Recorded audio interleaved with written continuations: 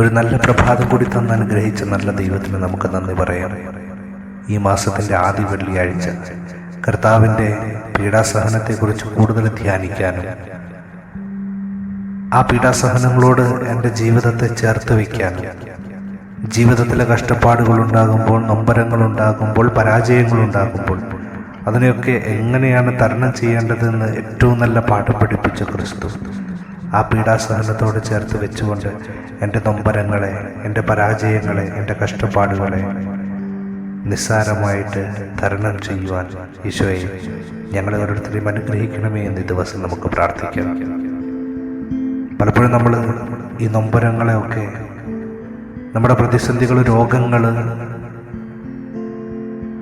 തരണം ചെയ്യാൻ പ്രയാസപ്പെടുന്നവരാണ്. പലപ്പോഴും നമ്മൾ പരാജയപ്പെട്ടു പോകുന്നു.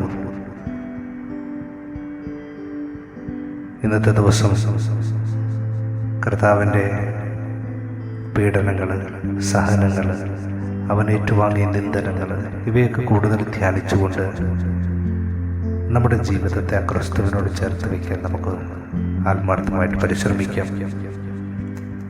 സ്നേഹത്തിൻ്റെ ഏറ്റവും വലിയ പാഠം ആ ക്രൂശിത രൂപത്തിലേക്ക് നോക്കിയാൽ നമുക്ക് കാണാൻ പറ്റും.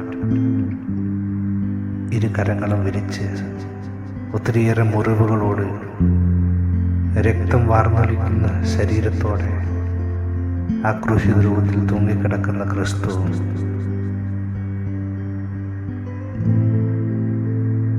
നമ്മളെ പഠിപ്പിച്ചു തരുന്ന ഏറ്റവും വലിയ പാഠമാണ് സ്നേഹിക്കണം.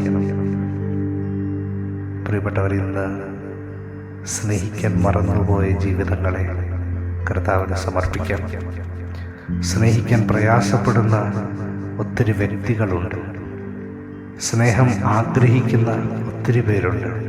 ഒരമ്മയുടെ സ്നേഹമാകാം, അപ്പൻ്റെ സ്നേഹമാകാം, സഹോദരങ്ങളുടെ സ്നേഹമാകാം.